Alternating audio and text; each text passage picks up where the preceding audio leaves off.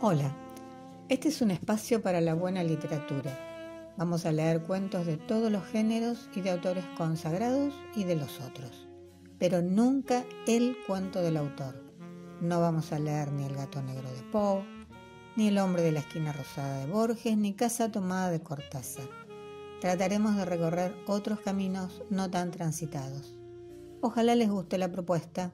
Escuchen y sean felices.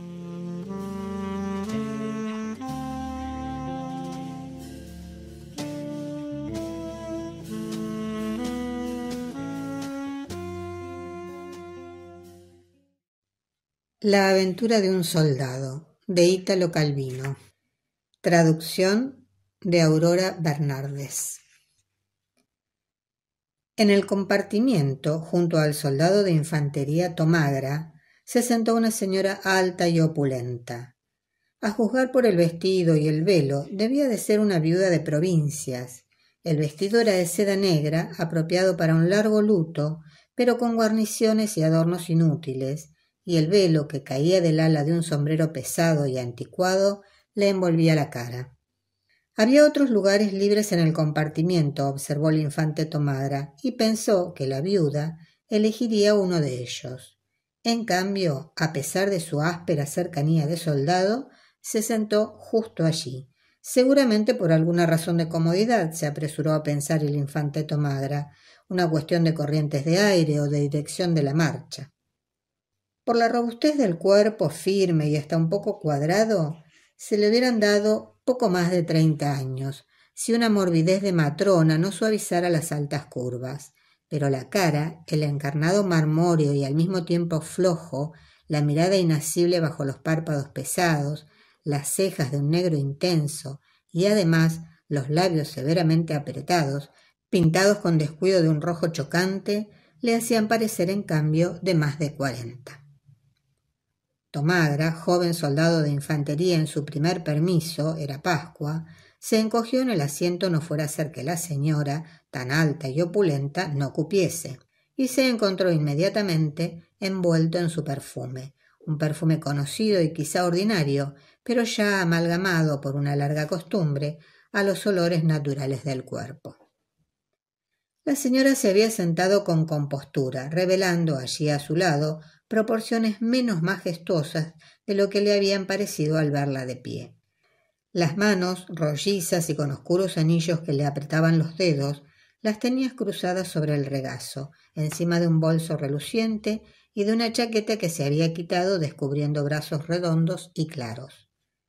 Tomagra, al hacer ella ese gesto, se había apartado como para permitir un amplio despliegue de brazos, pero la señora permaneció casi inmóvil, quitándose las mangas con breves movimientos de los hombros y del torso. El asiento del tren era pues bastante cómodo para dos, y Tomagra podía sentir la extrema cercanía de la señora sin el temor de ofenderla con su contacto. Pero, razonó, lo cierto es que, pese a ser una señora, no había demostrado que ni él ni la aspereza de su uniforme la disgustaran. De lo contrario, se habría sentado más lejos. Y al pensarlo, sus músculos, que estaban contraídos y achatados, se aflojaron libres y serenos. Más aún, sin que él se moviera, trataron de expandirse al máximo, y la pierna, con sus tendones tensos, separada de la tela misma del pantalón, se estiró, llenó a su vez el paño que la cubría, y el paño rozó la negra seda de la viuda. Y a través de ese paño y de esa seda, la pierna del soldado se adhería a la de ella con un movimiento blando y fugaz, como un encuentro de tiburones, con un expandirse de ondas en sus venas hacia las venas de ella. Pero era siempre un contacto levísimo, bastaba una sacudida del tren para recrearlo o anularlo. La señora tenía rodillas fuertes y carnosas, y los huesos de Tomagra adivinaban a cada sacudida el salto indolente de la rótula, y la pantorrilla tenía una mejilla sedosa y alta que con un imperceptible empujón había que hacer coincidir con la propia. Este encuentro de pantorrillas era precioso, pero a costa de una pérdida. El peso del cuerpo se desplazaba y el variable apoyo de los flancos no se producía con el dócil abandono de antes. Para conseguir una posición natural y satisfactoria, debía desplazarse ligeramente en el asiento, gracias a una curva de las vías o también a la necesidad comprensible de moverse de vez en cuando. La señora permanecía impasible bajo el sombrero de matrona, fija la mirada parpadeante y las manos quietas sobre el bolso en el regazo. Sin embargo, una larguísima franja de su cuerpo se apoyaba en aquella franja de hombre. ¿Todavía no lo había advertido? ¿O preparaba una retirada o un rechazo? Tomagra decidió transmitirle, en cierto modo, un mensaje. Contrajo el músculo de la pantorrilla como si fuera un puño duro, cuadrado, y después, con ese puño de pantorrilla, como si una mano dentro quisiera abrirse, se apresuró a golpear la pantorrilla de la viuda. Fue, claro está, un movimiento rapidísimo, apenas el tiempo de un juego de tendones. De todos modos, ella no se echó atrás, al menos por lo que él pudo entender, porque enseguida Tomagra, para justificar aquel gesto secreto, había desplazado la pierna como para desentumezarla. Ahora había que volver a empezar desde el principio. La paciente y prudentísima tarea de contacto se había perdido. Tomagra decidió ser más audaz. Como si buscara algo, metió la mano en el bolsillo del lado de la mujer, y después, como distraído, no la sacó. Había sido un gesto rápido. Tomagra no sabía si la había tocado o no, un gesto de nada. Sin embargo, comprendía lo importante que había sido el progreso realizado y en qué juego arriesgado estaba ahora metido. Con el dorso de la mano apretaba el flanco de la señora de negro. La sentía pesar sobre cada dedo, cada falange. En adelante cualquier movimiento de su mano habría sido un gesto inaudito de intimidad con la viuda.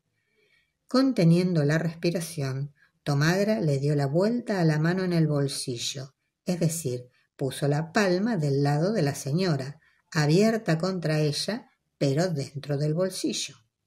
Era una posición imposible, con la muñeca retorcida. Ahora ya daba lo mismo intentar un gesto decisivo. Así, con aquella mano retorcida, arriesgó un movimiento de dedos. No quedaba duda posible. La viuda no podía no haber advertido su artimaña, y si no retrocedía y fingía impasibilidad y ausencia, quería decir que no rechazaba sus avances. Pero, pensándolo bien, su manera de no hacer caso de la móvil mano de Tomagra podía querer decir que realmente creía en una búsqueda inútil en el bolsillo, un billete ferroviario, un fósforo. Exactamente. Y si ahora las yemas de los dedos del soldado, como dotadas de una repentina clarividencia, adivinaban a través de las diversas telas los bordes de prendas subterráneas y hasta minúsculas asperezas de la piel, poros y lunares, sí, digo, los dedos de él llegaban a esto. Tal vez la carne de ella, marmórea e indolente, se daba cuenta apenas de que justamente se trataba de yemas de dedos, y no, digamos, de convexidad de uñas o nudillos. Entonces la mano salió del bolsillo con pasos furtivos. Se detuvo allí, indecisa. Después, con repentina prisa por alisar la costura del costado del pantalón, anduvo lentamente hasta la rodilla. Sería más justo decir que se abrió camino, porque para avanzar debía introducirse entre él y la mujer, y fue un recorrido, aún en su rapidez, pleno de ansias y de dulces emociones. Es preciso decir que Tomagra había echado la cabeza hacia atrás contra el respaldo, de modo que hasta se hubiera podido decir que dormía. Esto, más que una coartada en sí, era un modo de ofrecer a la señora, en caso de que su insistencia no le molestara, una manera de no sentirse incómoda, sabiendo que eran gestos separados de la conciencia, que afloraban apenas de una capa de sueño. Y desde allí, desde aquella vigilante apariencia de sueño, la mano de Tomagra apretada a la rodilla separó un dedo, el meñique, y lo envió a explorar a su alrededor. El meñique se deslizó por la rodilla de ella, que permaneció callada y dócil. Tomagra podía ejecutar diligentes evoluciones de meñique sobre la seda de la media que él, con ojos semicerrados, entreveía apenas clara y arqueada. pero notó que el azar de ese juego no tenía compensación, porque el meñique, por pobreza de yema y torpeza de movimientos, transmitía solo atisbos parciales de sensaciones, no servía para representarse la forma y la sustancia de lo que tocaba. Entonces juntó el meñique con el resto de la mano, sin retirarlo sino adosándole el anular, el medio, el índice. Su mano descansaba inerte en aquella rodilla de mujer y el tren la acunaba en una caricia ondulante. Fue entonces cuando Tomagra pensó en los otros. Si la señora, por condescendencia o por una misteriosa intangibilidad, no reaccionaba a sus atrevimientos, había sentadas enfrente otras personas que podían escandalizarse con aquel comportamiento impropio de un soldado y por la posible complicidad de la mujer. Sobre todo para salvar a la señora de aquella sospecha, Tomagra retiró la mano y hasta la escondió como si fuese la única culpable. Pero esconderla, pensó después, no era sino un pretexto hipócrita. En realidad, al abandonarla en el asiento, no pretendía sino acercarla más íntimamente a la señora, que ocupaba tanto espacio en el asiento. En realidad, la mano tanteó un poco. Ahora los dedos sentían la presencia de ella como el posarse de una mariposa. Ahora bastaba con empujar suavemente toda la palma, pero la mirada de la viuda bajo el velo era impenetrable. El pecho apenas se movía al respirar y nada. Tomagra había retirado ya la mano como un ratón que huye a la carrera. No se ha movido, pensó. Tal vez quiere. Pero pensaba también, un instante más y sería demasiado tarde. Tal vez está ahí al acecho para hacer una escena. Entonces, solo por prudencia, para estar seguro, Tomagra deslizó el dorso de la mano por la banqueta y esperó que las sacudidas del tren fueran las que insensiblemente hicieran deslizar a la señora sobre sus dedos. Decir que esperó es incorrecto. En realidad, con la punta de los dedos como una cuña, hacía presión entre ella y el asiento con un movimiento imperceptible que hubiera podido ser también efecto de la marcha del tren. Si se detuvo en cierto momento, no fue porque la señora hubiese dado de algún modo señales de desaprobación, sino porque, pensó Tomagra, si ella aceptaba, le hubiera sido fácil con una media vuelta de músculos ir a su encuentro, posarse, por así decirlo, sobre aquella mano a la espera. Para demostrarle el propósito amistoso de esta asiduidad, Tomagra intentó un discreto meneo de dedos. La señora miraba por la ventanilla y con su mano indolente jugaba con el cierre del bolso, abriéndolo y cerrándolo. ¿Eran señales para indicarle que desistiera? ¿Era un último aviso que le concedía? ¿Una advertencia de que no se podía seguir poniendo a prueba su paciencia? ¿Era eso? Se preguntaba Tomagra. ¿Era eso? Advirtió que su mano, como un pequeño pulpo, apretaba la carne de la señora. Ahora todo estaba decidido. Él, Tomagra, ya no podía echarse atrás. Pero ella era una esfinge. La mano del soldado trepaba ahora por el muslo con oblicuos pasos de cangrejo. ¿Quedaría el descubierto ante los ojos de los demás? No. La viuda tan pronto alisaba la chaqueta doblada sobre el regazo como la dejaba caer a un lado, para ofrecerle una protección o para despejarle el camino. El caso es que la mano se movía libre, sin ser vista, se cerraba, se extendía en caricias rasantes como un breve soplo de viento. Pero el rostro de la viuda seguía girado hacia afuera, lejano.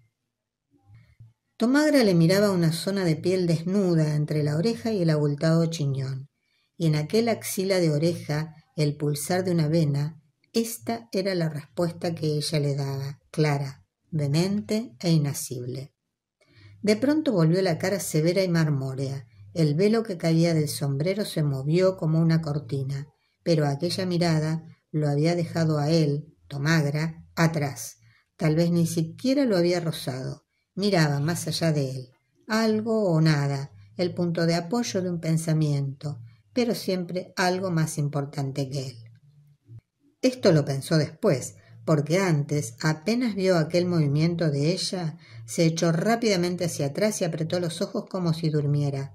tratando de contener el rubor que se le extendía por la cara y quizá perdiendo así la ocasión de atrapar en el primer fulgor de su mirada una respuesta a las propias punzantes dudas. La mano, escondida debajo de la chaqueta negra, había permanecido casi separada de él, encogida y con los dedos contraídos hacia la muñeca. No una verdadera mano, sino ahora una mano sin sensibilidad, como no fuera la sensibilidad del árbol de los huesos.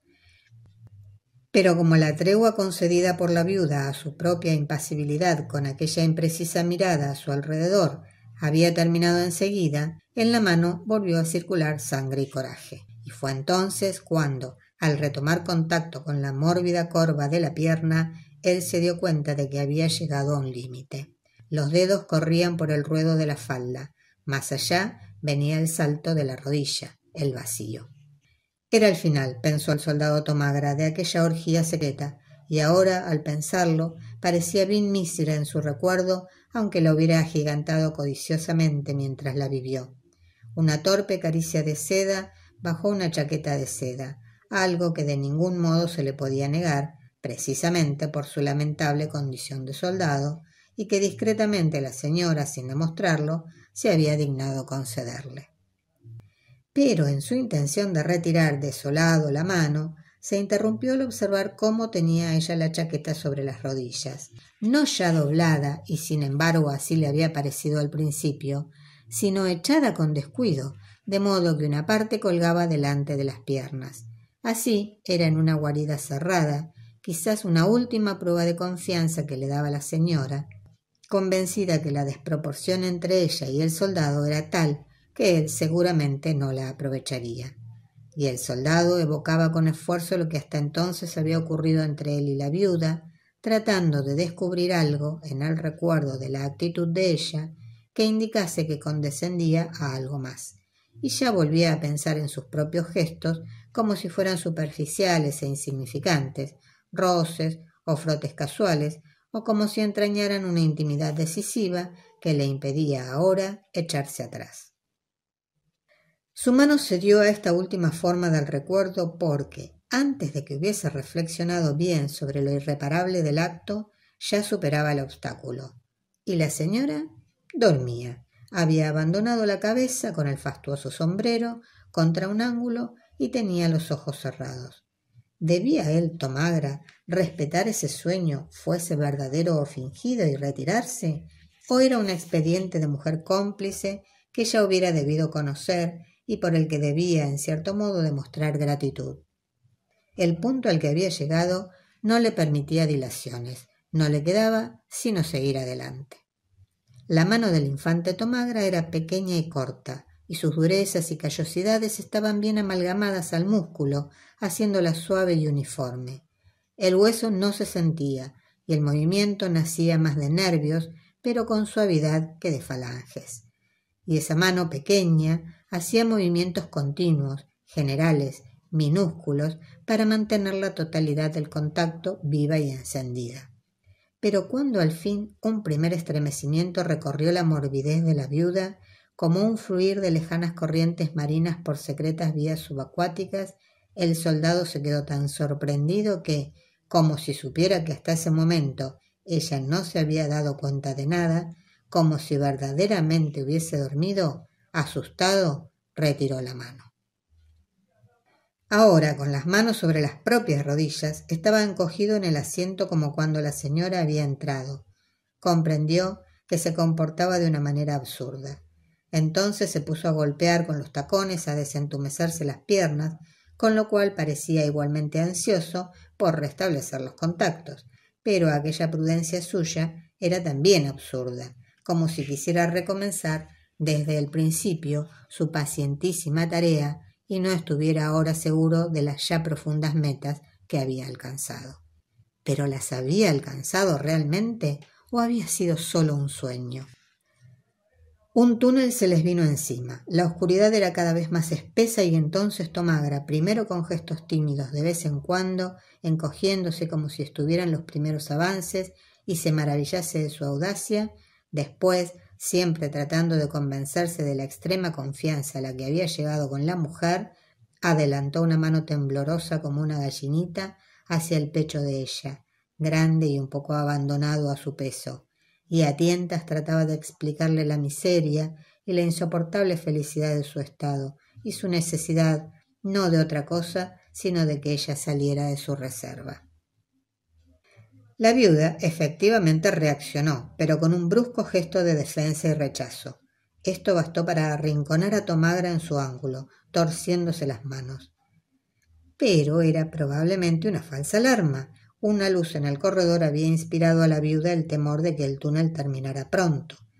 Tal vez. O era que él había pasado el límite, había cometido una horrible incorrección con la señora, tan generosa ya.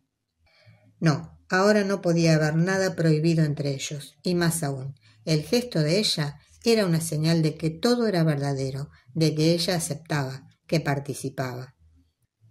Tomagra se acercó de nuevo. En estas reflexiones se había perdido, claro está, mucho tiempo. El túnel no duraría mucho más. No era prudente dejarse descubrir de repente por la luz. Tomagra esperaba ya el primer gris de las paredes, pero cuanto más esperaba, más arriesgado era atreverse. Claro que el túnel era largo. Él lo recordaba larguísimo de sus otros viajes. Claro que si hubiera aprovechado enseguida habría tenido mucho tiempo por delante.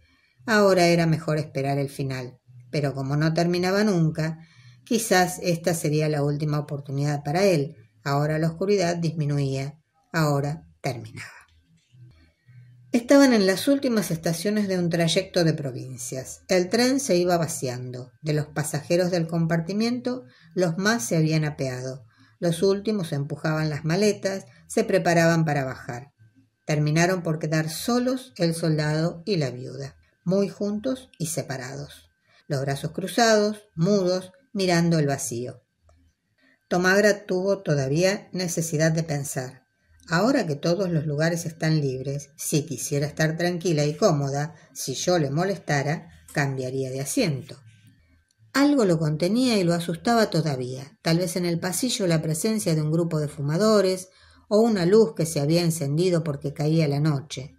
Entonces pensó en correr las cortinas que daban al pasillo, como cuando uno quiere dormir. Se levantó con pasos de elefante, comenzó con lento y meticuloso cuidado a soltar las cortinas, a extenderlas, a sujetarlas. Cuando se volvió, la encontró acostada, como si quisiera dormir, pero además de tener los ojos abiertos y fijos, había caído hacia atrás, manteniendo intacta su compostura de matrona, con el majestuoso sombrero siempre encajado en la cabeza, apoyada en el brazo del asiento. Tomagra estaba de pie a su lado. Para proteger el simulacro de sueño quiso oscurecer también la ventanilla y se inclinó sobre ella para soltar la cortina. Pero era solo una manera de cumplir sus torpes gestos sobre el cuerpo de la viuda impasible. Entonces dejó de atormentar el ojal de la cortina y comprendió que debía proceder de otro modo, demostrarle toda su improrrogable situación de deseo, aunque solo fuera para explicarle el equívoco en que sin duda ella había incurrido, como diciéndole: «Mire, usted ha sido condescendiente conmigo porque cree que los soldados pobres y solos como nosotros tenemos una remota necesidad de afecto, pero en cambio esto es lo que soy, así he recibido su cortesía, mire hasta qué punto de imposible ambición he llegado, ya lo está viendo». Y como ahora estaba claro que nada conseguía maravillar a la viuda, más aún todo parecía en cierto modo previsto por ella, al infante Tomagra no le quedaba sino actuar de modo que no le cupiera ya ninguna duda, y que finalmente su furia amorosa consiguiera alcanzarla también a ella, su mudo objeto. Cuando Tomagra se incorporó y debajo de él la viuda seguía con su mirada clara y severa, tenía los ojos azules, el sombrero con el velo siempre encajado en la cabeza y el altísimo pitido de tren en el campo que no acababa nunca, y afuera seguían las hileras interminables de viñas y la lluvia que durante todo el viaje había rayado infatigable los cristales volvía a caer con renovada violencia, sintió todavía un poco de miedo por haberse atrevido tanto. Él, Tomagra, soldado de infantería.